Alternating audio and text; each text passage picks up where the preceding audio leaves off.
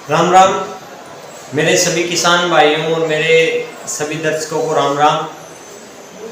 अभी मैं आया हुआ हूँ डेगाना के पास में एक जगह बूटाटी धाम, चतुर्दास जी महाराज की जन्म स्थली तपोस्थली है। और मेरे साथ आप देख रहे हैं ये है देवेंद्र सिंह जी बूटाटी, जो कि श्री चतुर्दास जी महाराज मंदिर जो विकास समिति है उसके अध्यक्ष हैं। तो चतुर्दास जी महाराज का जो मंदिर है वो संपूर्ण मारवाड़ में, राजस्थान में और लगभग अब देश विदेशों तक चर्चा में है। और ये इसलिए प्रसिद्ध है क्योंकि यहाँ पे जो लकवा है, जिसको पैरालाइसिस या जो पक्षाघात जो एक प्रकार का रोग है, वो वैसे शरीर के किसी भी अंग पे हो सकता है, लेकिन वो जो रोग होता है वो होता है हमारे मस्तिष्क से। जो हमारा तंत्रिका तंत्र है, न्यूरो सिस्टम, अगर मस्तिष्क से उसको संदेश जाना जिस अंग को बंद हो जाता है तो फिर वो हम काम करना बंद कर देता है।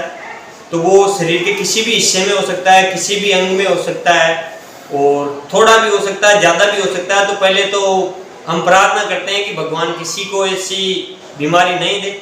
फिर भी अगर आपकी बीमारी हो जाती है तो चिकित्सीय और जो ऑपरेशन वगैरह शल्य चिकित्सा से जो आप इलाज लेते हो वो तो एक अलग है ही है।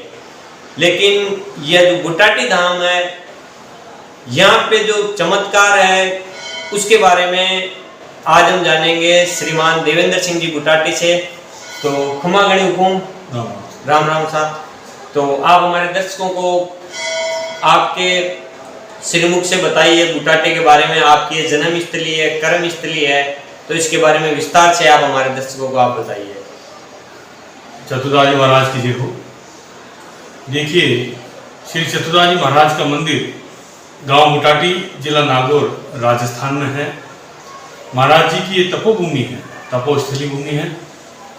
संत चतुर्दास जी महाराज ने हमारे बूटाटी गांव में ही चारण समाज के अंदर जन्म लिया, और उनके परिवारजन, उनके पिताजी, दादाजी हमारे यहाँ जो चारविदानाथ मंदिर था उसकी सेवा में थे। उन्होंने भी इस मंदिर के अंदर सेवा करी, और उसके बाद में बाल्यकाल के पश्चात उन्होंने अपनी सत की ओर अग्रसर हुए, और वो यहाँ से बूटाटी गांव से गंगा जी, जमुना जी इस ओर गए, और उनको कुछ सिद्धि प्राप्त हुई। सिद्धियों के पश्चात वो जब बूटाटी गांव वापस आए तो गांव के अंदर उस समय एक हरिजन एक गाय जो मृत हो चुकी थी उसको लेके जा रहा था। तो उन्होंने देखा कि भाई ये गाय जीवित है। उस हरिजन को रोका कि भाई आप इस गाय को क्यों लेके जा रहे हो इतनी ठंड के, घसीट के। तो उन्होंने कहा कि भाई गाय मर गई। तो महाराज जी ने कहा ये गाय जिंदा है। जब उन्होंने जिंदा कहा तो हरिजन ने कहा महाराज जी गाय तो मर चुकी है। तो उन्होंने कमंडल से पानी निकाला और उस गाय के ऊपर छींटा मारा, गाय खड़ी हो गई। ये पहला उनका चमत्कार था गांव में आते ही। वो अब गांव में आने के पश्चात वो अपने घर गए। घर जाने के बाद में उन्होंने घर वालों को कहा कि मैं अब सत की ओर हूँ, मैं अब वैराग्य रूप धारण करूँगा। तो उनकी जो जमीन थी उनके परिवारजन की, क्योंकि वो परिवार में अकेले थे अपने पिता के, और जब वो वापस आए थे तो पिता का देहांत हो चुका था, सिर्फ घर में माता जी थी। उन्होंने पूरी जमीन जो उनके नाम 70 बीघा जमीन थी संत चतुर्दास जी महाराज जी के नाम, वो उन्होंने चारविदानाथ मंदिर के नाम डोनेट करी। और उसके बाद में जो हमारे बूटाटी गांव का ओरण था, उस समय गोचर ओरण भूमि थी, उस भूमि में कांकड़ के अंदर आके और एक खेजड़ी के नीचे, खेजड़ी के नीचे उन्होंने अपनी तपस्या करी। तपस्या के बाद में उन्होंने यहाँ पे जीवित समाधि ली। जीवित समाधि लेने के पश्चात यहाँ के गांव उन्होंने बूटाटी गांव के सभी नागरिकों ने इकट्ठा होकर उनके एक चबूतरा बना दिया। जो चबूतरा बनाया उसकी पूजा हमारे यहाँ गांव के कान सिंह जी ने प्रारंभ करी। कान सिंह जी निरंतर, चाहे बारिश हो, चाहे सर्दी हो, गर्मी हो, दोनों वक्त वो यहाँ पे पूजा पाठ किया करते थे। उनके पश्चात में यहाँ पे जो उनके पुत्र थे घीसू सिंह जी, उन्होंने निरंतर इसको पूजा पाठ को जारी रखा। घीसू सिंह जी कृषक थे और राजपूत समाज से थे, लेकिन वो कभी भी आंधी हो, बारिश हो या सर्दी हो, गर्मी हो, कभी नहीं चूके उस पूजा पाठ से। और पूजा पाठ के दौरान वो कहीं खेती पे जाते थे, किसी के काम करने जाते थे, लेकिन वो यहाँ अवश्य सुबह शाम आते थे। गांव के ही महाजन को भी लकवा हुआ, वो यहाँ पर आए और 7 फेरी दी, वो ठीक हो गए। तो उन्होंने 8x6 का एक वहाँ जो उनकी समाधि स्थल थी उसके ऊपर एक कमरा बना दिया। उसके पश्चात एक हमारे गांव के एक स्वर्णकार समाज के सोनी जी को हुआ, उन्होंने जब वो ठीक हो गए तो उन्होंने एक 15x15 का उनकी जो समाधि स्थल थी उसके ऊपर कमरा बना दिया। इस प्रकार ये जो सारी व्यवस्थाएं हुई, धीरे धीरे आने वाले जो श्रद्धालु जो ठीक हुए उनके द्वारा की गई और निरंतर यहाँ पे ये व्यवस्थाएं चली और उसके बाद में एक भव्य मंदिर खड़ा हुआ। ये सारा योगदान जो आप देख रहे हैं, ये जो लकवाग्रस्त पीड़ित व्यक्ति आए थे उनके ठीक होने के पश्चात ये सारी व्यवस्थाएं चल रही हैं। यहाँ जो भी व्यक्ति पीड़ित व्यक्ति लकवे से आता है उसको सारी व्यवस्थाएं निःशुल्क मंदिर समिति द्वारा 7 दिन के लिए दी जाती है। मान लीजिए कोई व्यक्ति आया लकवा पीड़ित, उसके साथ में 5 जने आए, तो 5 परिवारजनों को यहाँ पे रहने की सुबह 7:30 बजे चाय पोहे का नाश्ता, दोपहर में भोजन और शाम को चाय, रात्रि में भोजन, बर्तन, बिस्तर, वॉकर, व्हीलचेयर, स्ट्रेचर, सब व्यवस्थाएं निःशुल्क मंदिर समिति द्वारा की जाती है। जब वो यहाँ पे व्यक्ति आता है तो उसको कोई भी किसी प्रकार का, किसी को ना तो पैसा देना है, ना किसी को कोई एडवांस कुछ व्यवस्था करना है। वो 7 दिन रहेगा, किसी प्रकार का कोई पैसा नहीं देना है, लेकिन एक उसको व्यवस्था रखनी है कि अनुशासन। और जो भी व्यक्ति पीड़ित व्यक्ति है उसको अपने साथ में एक व्यक्ति को अवश्य लाना। अकेला कोई भी नहीं रह सकता यहाँ, अकेला व्यक्ति को रहने में प्रतिबंध है, वो अपने साथ में किसी न किसी को अवश्य लाए। मंदिर में जब वो आते हैं पीड़ित व्यक्ति तो सबसे पहले उसको यहाँ पे मंदिर में दर्शन करना है। चतुर्दास जी महाराज की समाधि स्थल पर जाके उसको नमन करना है, महाराज जी से विनती करनी है, अरदास करनी है कि मैं जल्दी ठीक हूँ, या जो परिवारजन आए वो अरदास करें कि जो व्यक्ति हमारे जल्दी ठीक हो। उसके बाद में फेरी लगानी है। जब वो फेरी लगाने जाता है तो उसके पश्चात एक धुना मिलता है, जो अग्नि जहाँ जल रही है उसके अंदर वो नारियल गोटा उसको बधार कर अर्थात फोड़कर उसको अर्पित करना है और मनोकामना के साथ अर्पित करना है कि मेरे जो व्यक्ति आया हुआ है या जो स्वयं है वो जल्दी ठीक हो। वो भभूति लेनी है उस धुने से, भभूति लेके जिस अंग पे आपको लकवा है उस अंग पे उस भभूति को लगाना है और एक तेल की शीशी लाए होंगे, उस तेल की शीशी के अंदर वो मिलाना है भभूति और निरंतर सुबह शाम जब भी आपको समय हो स्वयं को या परिवारजनों को हल्के हाथ से उसको मालिश करनी है और सुबह शाम आरती में बैठना है। एक मोली जो लाए हैं कलावा मोली, उस मोली के 7 गांठें बाबा जी के नाम की कि बाबा जी महाराज जो पीड़ित व्यक्ति है उसका नाम लिखे कि जल्दी स्वस्थ हो। उसके 7 अलग अलग गांठें बांधकर उसके गले में हाथ में जहाँ पहना सकते हो वहाँ पहना दे और वो पहनी रखनी है, वो अपने आप हट जाएगी, उसको आपको हटाना नहीं है। और निरंतर आपको 7 दिन सुबह शाम आरती होती है। सुबह की आरती 5:30 बजे और शाम की आरती सूर्यास्त के बाद। आरती के दौरान पीड़ित व्यक्ति को यहाँ आरती चौक में मंदिर के सामने आके बैठना है, बाबा जी से प्रार्थना करती है, आरती के दर्शन करने हैं। आरती के दर्शन के पश्चात सुविधा अनुसार वो कभी भी जाके दर्शन अंदर कर सकता है, अंदर जाके दर्शन करें।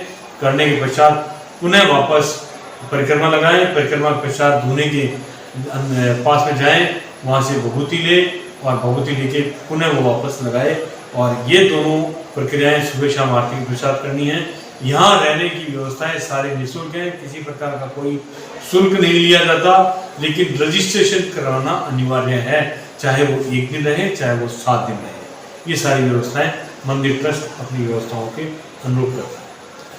तो जैसा कि देवेंद्र सिंह जी ने बताया कि यहाँ पे सारी व्यवस्थाएं हैं वो निःशुल्क है, आपसे किसी प्रकार का चार्ज नहीं लिया जाता। बस आपको अपना आधार कार्ड साथ लाना है और एक अभिभावक गार्जियन जो आपकी सुरक्षा या आपका ध्यान रखने के लिए वो आप साथ में लाएं, अपना रजिस्ट्रेशन कराएं। यहाँ पे भोजनशाला है जिसके भी मैं वीडियो या डिस्क्रिप्शन में या इसके साथ में अटैच कर देंगे।